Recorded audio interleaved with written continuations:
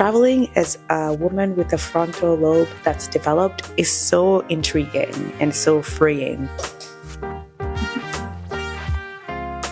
In my fourth year of college, I got this and I graduated 2 years ago. In my fourth year of college, I got this fellowship to travel across different parts of the US. So I went to different states and I was interviewing Black women in the kitchen space. After I graduated, before I figured out which city I wanted to stay in, I actually traveled within Mexico. I went to Cancun and Tulum. And then after that, I sort of just took a pause, stayed in DC, moved to Mexico. So I have not done like a solo travel for myself in about a year almost, a year and a half. This time, travel looks so different for me. I'm 26 now. Before I was 24. I don't know, traveling as a woman with a frontal lobe that's developed is so intriguing and so freeing. So I thought I would talk about my trip and what that looks like and my experience. Let us start with why Costa Rica? Why San Jose? I'm a city girl through and through. I used to live in DC before, and I love cities. I grew up in Nairobi, which is a city. I've always just lived in cities. I also live currently in Mexico, in Playa del Carmen, which is like a beach town. But I've been feeling like I'm telling all these stories. I'm learning about video editing. I'm learning about how to capture a story, but I want to feel inspired. Also, interestingly enough, I feel like our bodies have information. They tell us things. And I just kept feeling in my body that I needed to be inspired. Inspired in a way that feeds me, not inspired to create, inspired to just be inspired. You know how you can be inspired to create, and then you can just be inspired to just feel like, wow, there's people who create art. That's how I wanted to feel. I was specifically craving art and museums, which is so weird for me to say because I remember when I was growing up, I'd be like, but why on earth do museums exist? There was a time I used to think we're just going to see pictures.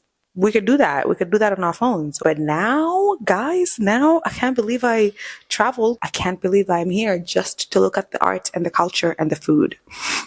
What? And Playa del Carmen does not necessarily have a lot of museums. So I knew a big city will have that. And San Jose has lots of museums and galleries and markets and culture and food. And that's just what I feel like my heart needed. So here we are. I'm here for about 8 days to discover art, to visit museums, to eat some really good food, which I've already started eating. And it's been really nice. Today's day one. What are my thoughts? How's Costa Rica so far? How's San Jose? Honestly, I just arrived. Y'all know that meme? I just arrived. Yeah, I just arrived. So I don't know if I can say how it is. But I will say I've learned that my body does this thing when I land in an airport of a country. I have been fortunate to travel to around 15 countries. So this is probably my 16th. Thank you, God. So I have landed in about 15 airports. And some countries, when I land, I feel, okay, we'll get to it. Some countries I feel, whoa, yeah, I'm in a safe space. That's how I felt when I landed in Mexico and decided to stay there. I also felt that when I landed here in Costa Rica. It just felt, I don't know, not like home. It felt right, in place. I'll find more words as I continue my stay. My Spanish, my un poquito español, is what I'm using to order at the restaurant. I'd be like, ¿Es aceptable tarjeta? I think that's, do you accept card? Or something like that. Or, quiero una café con leche y con azúcar. I do take classes sometimes, so I'm hoping this is going to be better. I feel like I woke up one day, and we've talked about this in other videos, and I was like, whoa, I'm an adult. I can make myself happy. Home is where I am. I have friends who love me and care for me. My life is so full. So even as I travel, and seek the things I'm seeking, it's not necessarily me seeking things that are outside myself. Like happiness, I'm not necessarily seeking happiness because it's here with me and it's at home where I am with my family, with my friends. You know what I mean? So I'm traveling with a full heart. Maybe that's how I should describe it. And traveling with a full heart, full mind, full body is so ethereal. I feel so full even as I get fuller by seeing different places. The things I'm looking for, the stories I want to tell. Guys, I feel like travel is it for me. And I want to cry, which is so dramatic. And I'm not, am I ovulating? Do you cry when you ovulate? I don't know. But I feel that I'm ready to see different cultures. I have been seeing different cultures, but I feel like I'm ready to see different cultures and integrate in those stories, or just view those stories, or tell the stories from my side, because I know me and I know my story. Fun fact, before I started my YouTube channel, I went back home, and I went to see my grandma.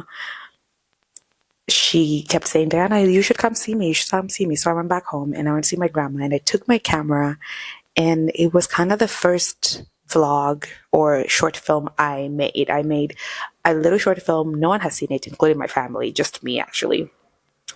Because it felt that I was hearing to myself, well, you need to tell the story of where you're from first before you go out in the world. Like, you need to go first to where you come from. So there I was in my grandma's house in our farm, and I was just capturing with my camera. And I didn't know, a couple of months later, 2 years later, I'd be here in a different space capturing.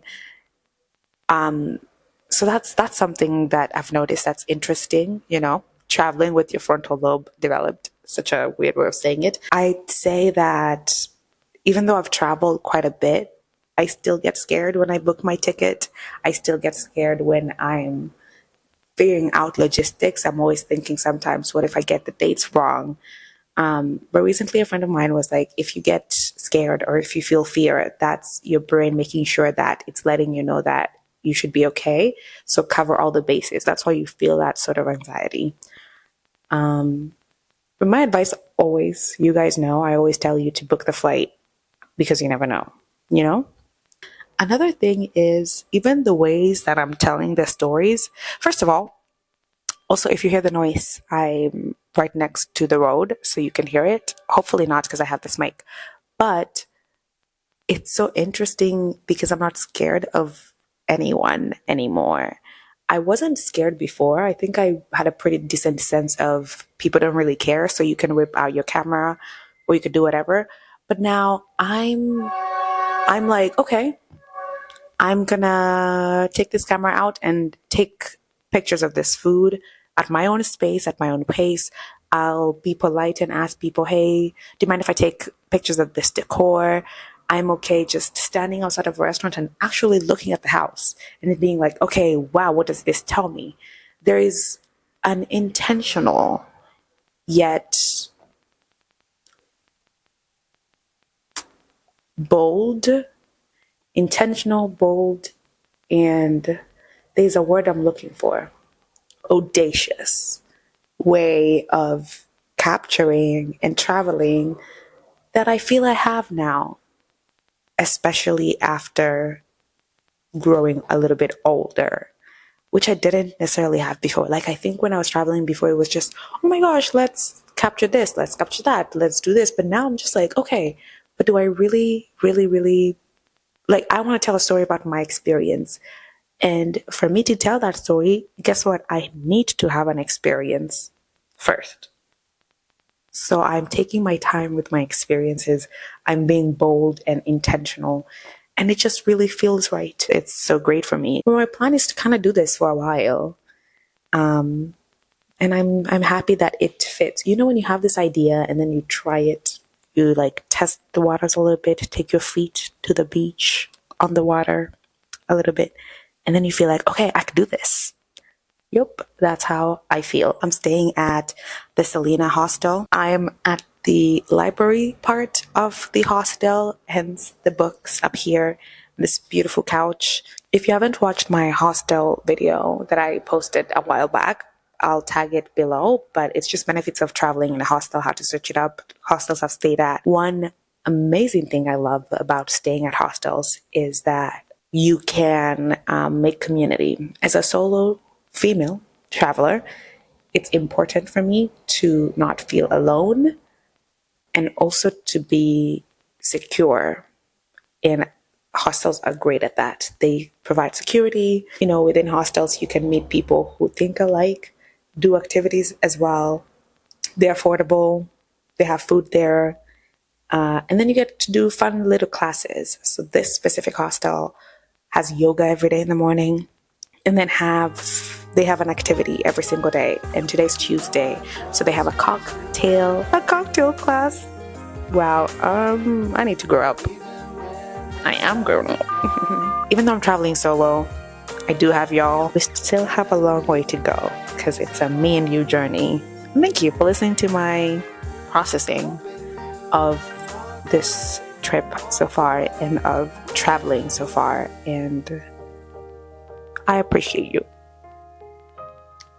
All right, bye.